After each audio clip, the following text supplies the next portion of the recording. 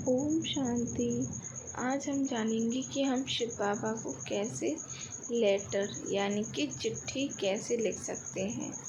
तो उसकी सिंपल विधि है। देखो, जब भी आप बाबा को लेटर लिखते हो तो सबसे ऊपर पहले लिखोगे शिव बाबा, क्योंकि हम शिव बाबा को लेटर लिख रहे हैं।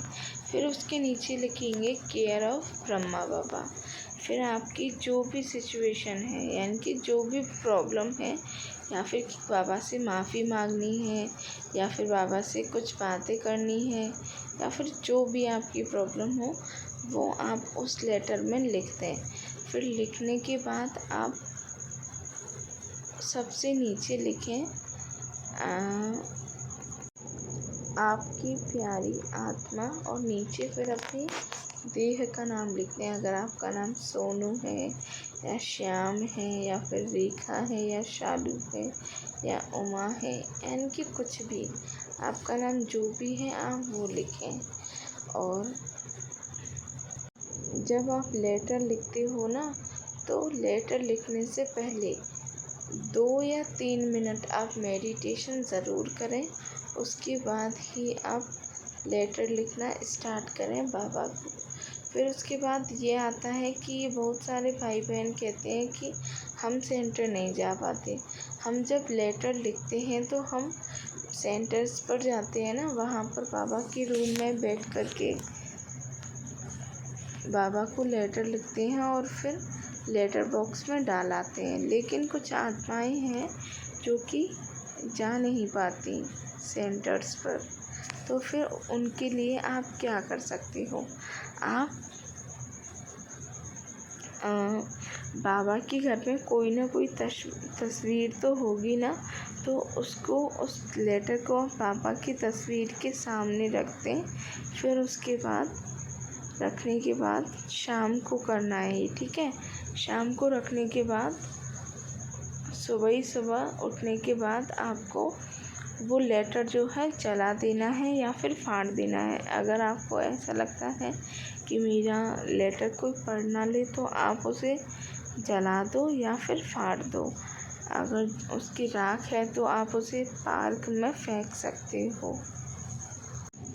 मैं आपको अपना अनुभव बताती हूँ कि बाबा ने लेटर से मैंने बाबा को लेटर लिखा शाम को, और मेरी इच्छा कैसे पूरी हो गई। देखो, जब मैं क्लास 12th में थी तो मैं कम से कम 6 महीने बीमार रही थी। मान लीजिए मैं डिप्रेशन में थी। उस टाइम पर क्या हुआ था, बहुत ज़्यादा ओवर थिंकिंग बढ़ गई थी, जिसके कारण मैं बिल्कुल भी पढ़ नहीं पा रही थी। पर लेकिन बाबा थे मेरे साथ, तो बाबा ने मुझे संभाला और एग्ज़ाम से 2 या 3 महीने पहले मुझे बिल्कुल ठीक कर दिया। तो मैंने अपनी प्रिपरेशन उन 2 महीनों में की, और जब रिज़ल्ट आने वाला था मेरे क्लास 12th का, तो उससे एक दिन पहले रात को मैंने देखा बाबा को, और बाबा को देखा मतलब कि मैंने ये देखा कि बाबा को लेटर कैसे लिखते हैं। तब मुझे पता नहीं था कि किस तरीके से बाबा को लेटर लिखा जाता है।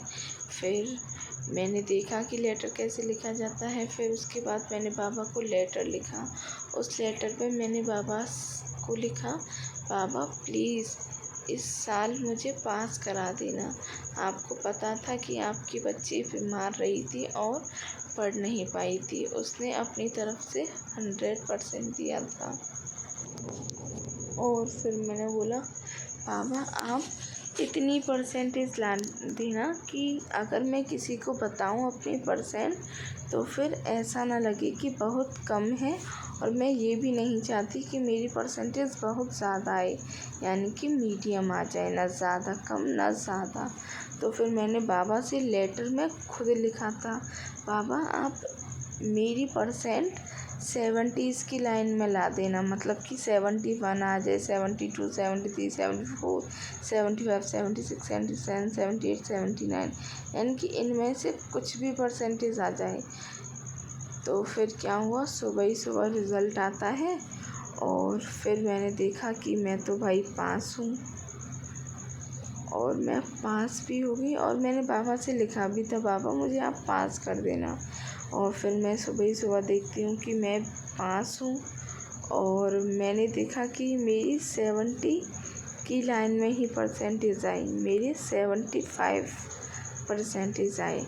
आप देख सकती हो कि बाबा का, अगर हम बाबा को लेटर लिखते हैं तो सब कुछ पॉसिबल हो सकता है, बस आप सच्चे दिल से लिखिए। ओम शांति। अगर आपको वीडियो अच्छी लगी हो तो please like share and comment ज़रूर कीजिएगा।